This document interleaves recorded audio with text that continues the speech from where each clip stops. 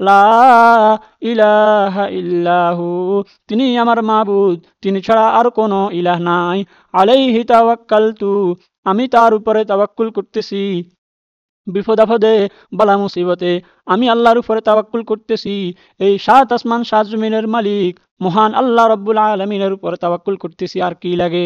আসসালামু আলাইকুম রহমতুল্লাহ বরকাতুহু। প্রিয় দর্শক, এই দোয়াটি আল্লাহ তাআলা কোরআনুল কারীমের 11 নম্বর পারা সূরাতুত তাওবায়ের একদম শেষ আয়াত 129 নম্বর আয়াতের মধ্যে স্বয়ং রাসূলুল্লাহ সাল্লাল্লাহু আলাইহি ওয়াসাল্লামের উপর অবতীর্ণ করেছেন। ওনার উপর অবতীর্ণ করে ওনাকে সম্বোধন করে ওনাকে দোয়াটি শিখেছেন। যে দোয়াটি রাসূলুল্লাহ সাল্লাল্লাহু আলাইহি ওয়াসাল্লামকে পড়তে বলছেন, এই দোয়াটি উম্মতে মুহাম্মাদের জন্য কতটুকু ফলপ্রসূ। দোয়াটি হিংসুকের মোকাবিলা, বিভিন্ন আপদ বিপদ, টেনশন, ডিপ্রেশন ও মানসিক চাপ থেকে মুক্তি পাওয়ার জন্য অত্যন্ত ফলপ্রসূ। সকলেই দোয়াটি পড়তে পারে, বিশেষ করে প্রবাসীরা সবসময় দোয়াটি পড়তে পারে। প্রবাসীও শত বন্ধু থাকলেও সবসময় নিজেদের উঠা বসা চলাফেরা সবকিছুই একা একা। আর এই দোয়াটি আল্লাহ তাআলা রাসূলুল্লাহ সাল্লাল্লাহু আলাইহি ওয়াসাল্লামের উপর তাবুক যুদ্ধের সময় অবতীর্ণ করেছেন। কিছু লোক নিজেদের অবহেলার কারণে যুদ্ধে অংশগ্রহণ করতে না পেরে মিথ্যা অজুহাত দিয়েছিল।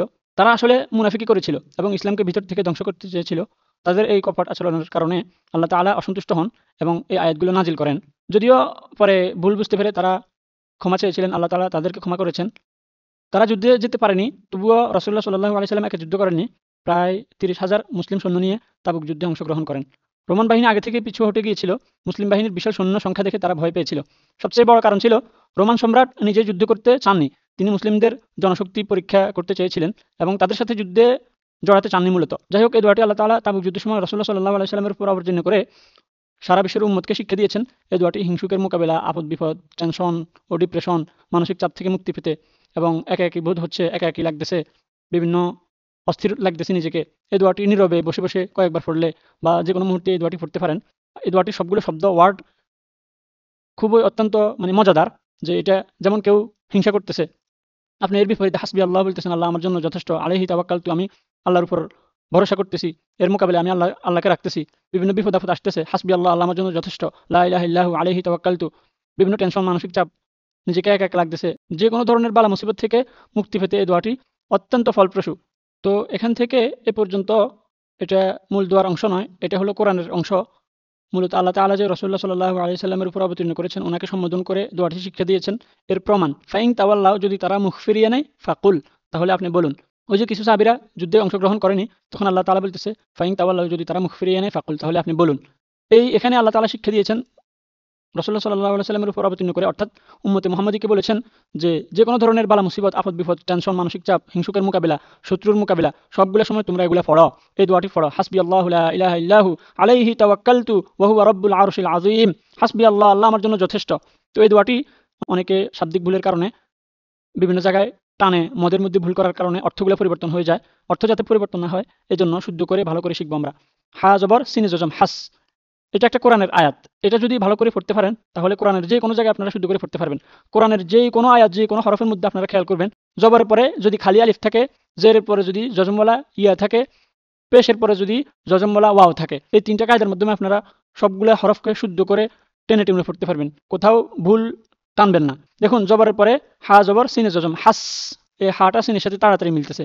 জবরের পরে খালি আলিফ নাই, এই কারণে এখানে টান হবে না। খালি আলিফ বলতে আলিফের উপরে নিচে জবর, জের, পেশ, তাসদিদ, জজম কিছুই নেই, এই আলিফটা হলো খালি আলিফ। দেখুন এখানে জবরের পরে খালি আলিফ, আলিফের উপরে নিচে জবর, জের, পেশ, তাসদিদ, জজম কিছুই নেই। লাম জবর, বামে খালি আলিফ, এক আলিফ, লা, এক আলিফ টান হবে। আর এখানে জবরের পরে খালি আলিফ নাই, এই কারণে এখানে টান হবে না। এখানে দেখুন বার পরে ইয়া, বাজের বি, তাড়াতাড়ি, জেরের পরে জজম বলা ইয়া নেই, ইয়া আছে তবে ইয়ার উপরে জবর, ইয়ার উপরে জজম নয়, এটা হলো জজম। ইয়ার উপরে জজম নাই, এ কারণে এই জেরটা টান হবে না। জেরের পরে জজমওয়ালা ইয়া থাকলে এক আলিফ টান হবে, নয়তো হবে না।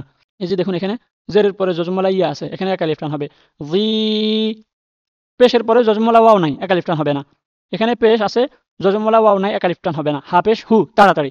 তাহলে কায়দা হলো তিনটা, জবরের পরে খালি আলিফ, জেরের পরে জজমওয়ালা ইয়া, পেশের পরে জজমওয়ালা ওয়াও, ব্যাস।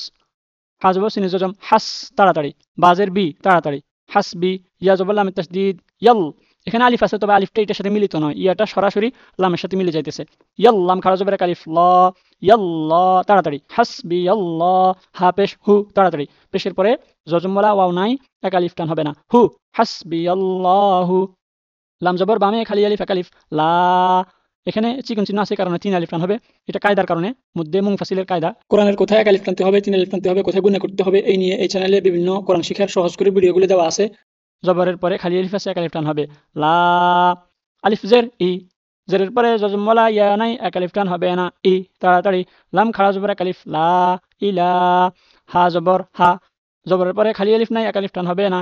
ইলাহা, হা তাড়াতাড়ি। আলিফ আছে, তবে আলিফটা তো হার সাথে মিলিত নয়, খালি আলিফ নয়, এটা হলো অন্য শব্দ। ইলাহা, আলিফ জের লামে তাজদীদ, ইল্লাম জবর বামে খালি আলিফ 1 আলিফ, লা ইল্লা। আলিফটা লামের সাথে তাড়াতাড়ি মিলতেছে, জেরের পরে জজমলা ইয়া নাই, 1 আলিফ টান হবে না। ইল্লা, হা পেশ হু, হু তাড়াতাড়ি, পেশের পরে জজমলা ওয়াও নাই, 1 আলিফ টান হবে না।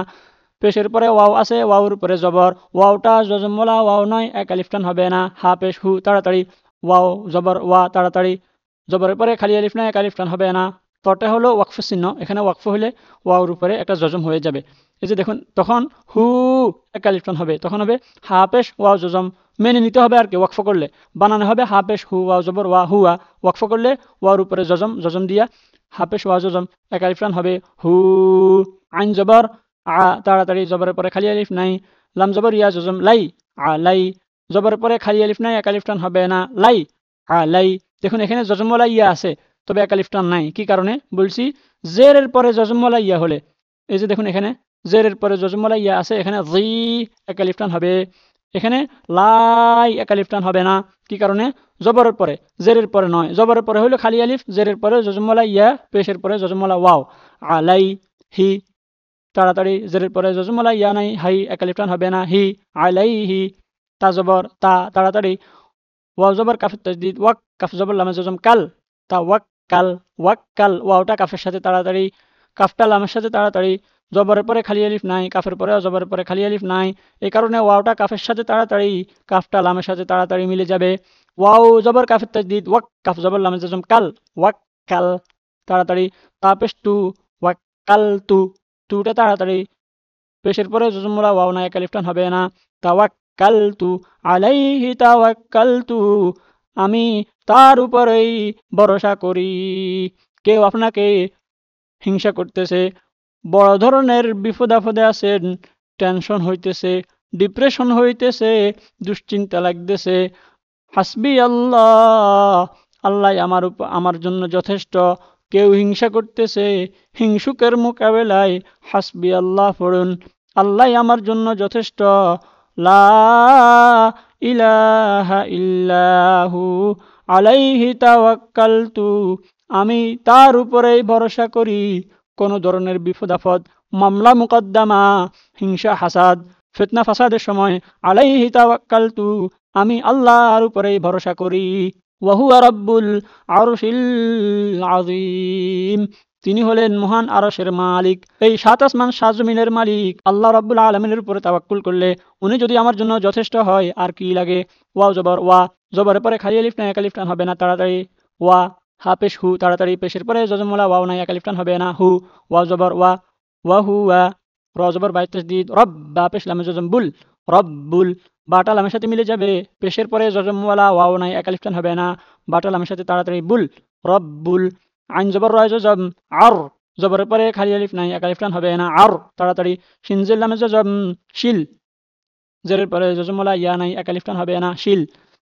আইন জবর আ তাড়াতাড়ি, ওয়াজের ইয়া জজম 1 আলিফ, জি, জেরের পরে জজমওয়ালা ইয়া আছে, 1 আলিফ টান হবে, আজি।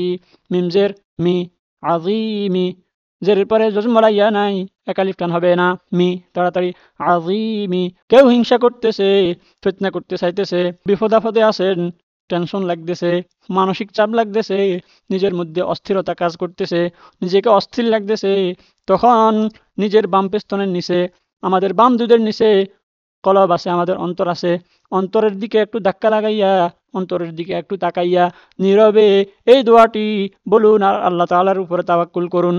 হাসবি আল্লাহু, আল্লাহ আমার জন্য যথেষ্ট। লা ইলাহা ইল্লাহু, তিনি আমার মাবুদ, তিনি ছাড়া আর কোনো ইলাহ নাই। আলাইহি তাওয়াক্কালতু, আমি তার উপরে তাওয়াক্কুল করতেছি। বিপদ আপদে, বালা মুসিবতে আমি আল্লাহর উপরে তাওয়াক্কুল করতেছি। এই 7 আসমান 7 জমিনের মালিক মহান আল্লাহ রাব্বুল আলামিনের উপরে তাওয়াক্কুল করতেছি, আর কি লাগে।